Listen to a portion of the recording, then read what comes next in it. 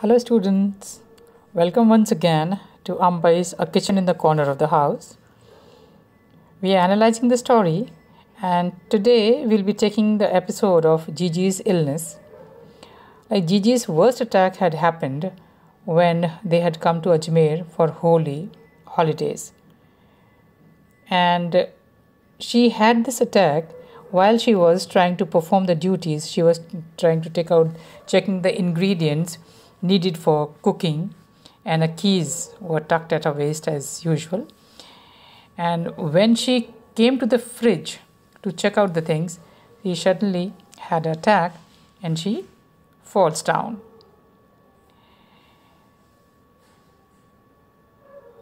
And when she falls down, she says that I'm going. And the rambling which she has and which she is thinking about at this time, she's saying, oh, my daughters-in-law are all elsewhere.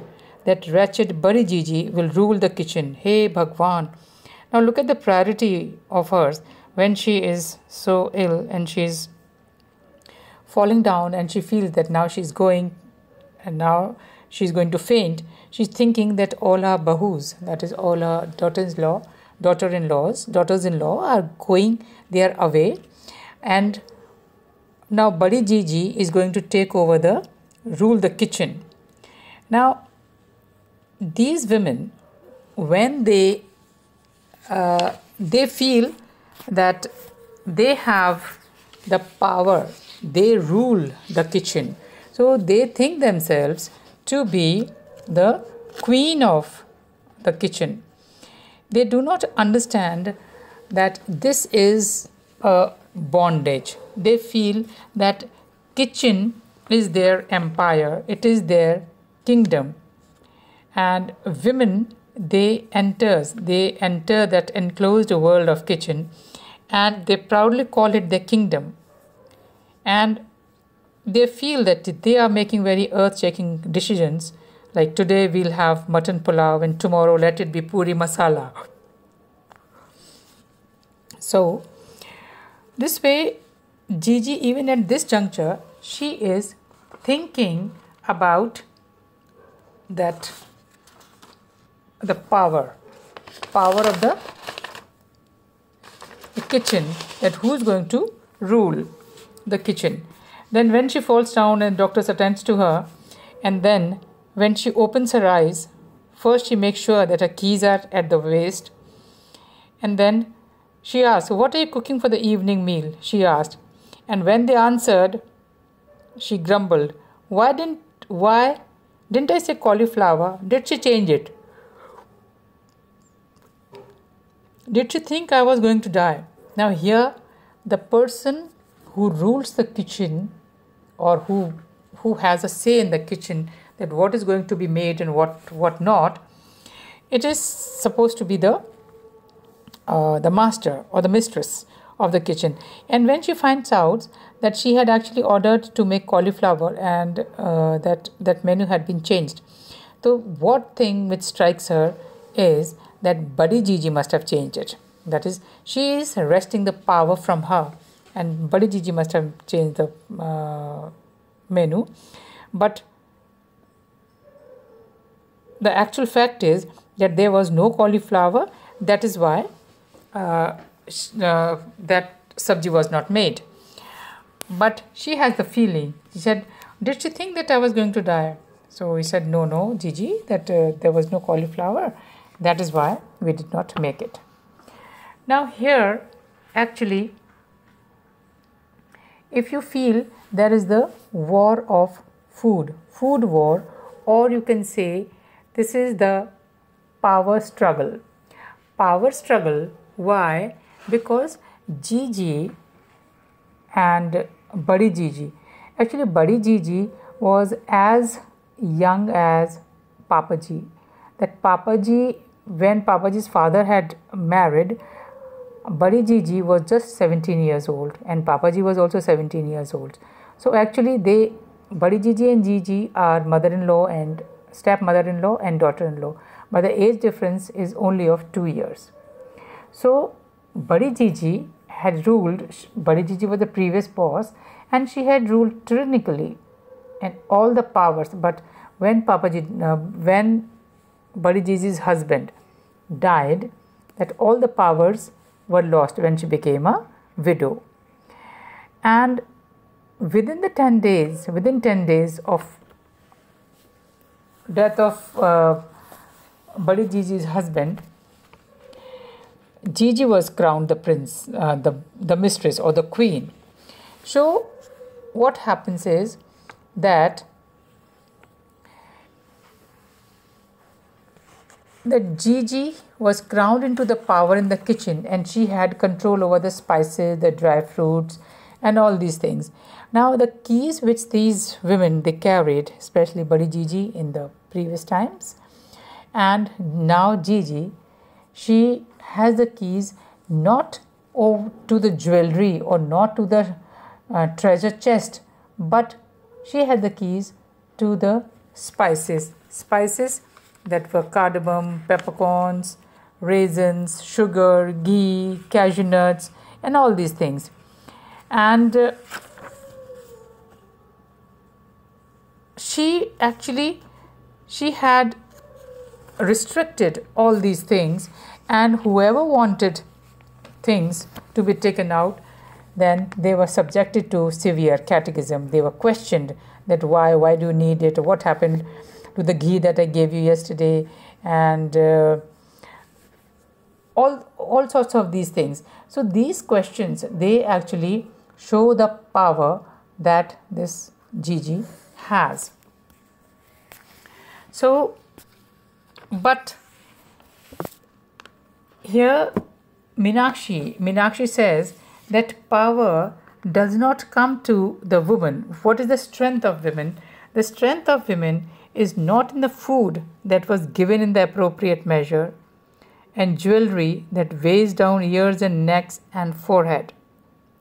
So here Gigi and Meenakshi, they are holding a conversation. This Gigi, when she regains her consciousness, first thing she does is to feel for her keys, and she finds that keys are at her waist.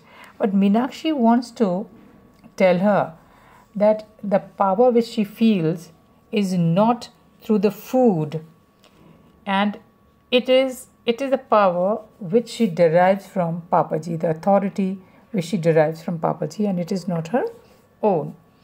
So what she wants to tell Didi, to tell Gigi, that whatever power comes to you, it should not be through Papaji. You connect yourself with the world that surrounds you, that you have to connect with the world, not trapped nor diminished by gender, but freed. You should be free. Like we are, or women are, so obsessed with the gender roles that they cannot think beyond that. They cannot think that beyond home there is a whole world which is waiting for them. So she also says, Meenakshi says, that kitchen space is powerless space. Ornaments, they do not offer any power.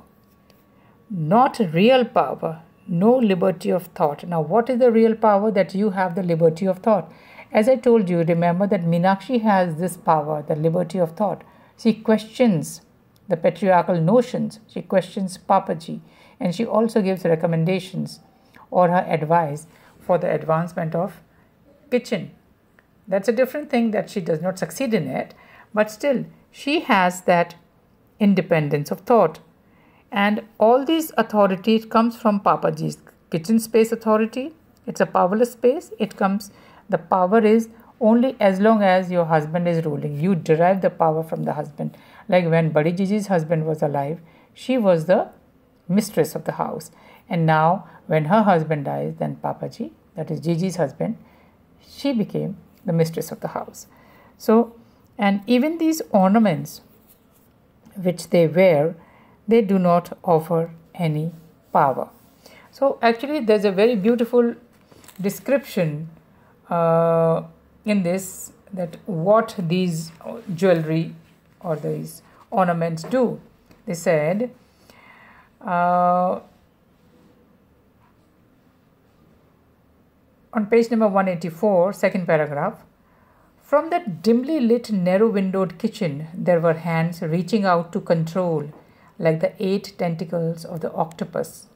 Octopus is a sea creature, sea animal, which has 8 legs or tentacles. 8 उसके हाथ होते हैं या पैर होते हैं, जो भी मान लीजिए, उनको tentacles होते हैं.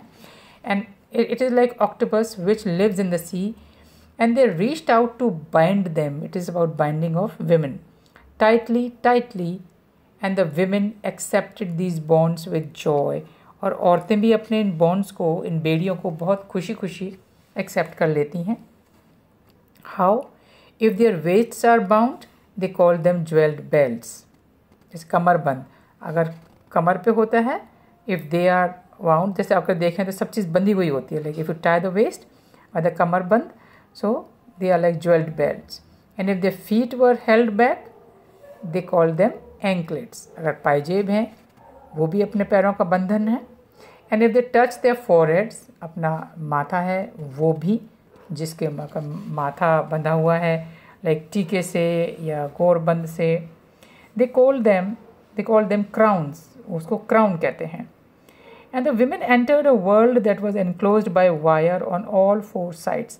कि औरतें सब हैं, वो चारों तरफ से तारों से बंधी हुई हैं, on 4 sides, and reigned there proudly. And then, even despite being tied down with all these wires, they were very proud of that. जो बहुत सारा जितना गहना मिलता है, actually if you see, उतना ही ज़्यादा बंधन होता है, but they feel happy about it. They do not realize what it is. It is their kingdom. It is their kingdom, and they are very happy in it. So this is what he says, that ornaments, they do not offer any power. Now, there was crisis in the past also when Gigi's 1-year son dies, and Gigi at that time, there was a puja, and she was making puris for the puja, and a lot of gathering had taken place, and there was this 1-year son. He falls from the parapet and he dies, and it is so tragic. There was puja, like it's written, there was puja that day, and everyone was in the kitchen. The baby had climbed the stairs and fallen off the parapet wall, and he had crawled up 30 steps. I had heard the huge scream just as I was putting the puris into the oil. It seemed to knock me in the pit of my stomach, and the base of his skull was split. And after all the men returned, I fried. Meena, are you listening? I fried the rest of the puris. Now, this is very, very tragic and pathetic that this young bride or this young woman, that when her son dies, she can't even mourn for that son. But she had to do the work without mourning for her son. And then there is also, you can say, in consideration of Papaji, because he says that Papaji does not even console his wife. There was no comfort comes to her, and this lack of empathy actually is very chilling, and it is also consistent in Papaji till this day in the sense that till now, when he has become a grandfather and he has become a father-in-law. So I will continue with this episode in my next lecture. Till then, you read the story and we'll complete this episode in another lecture. Thank you.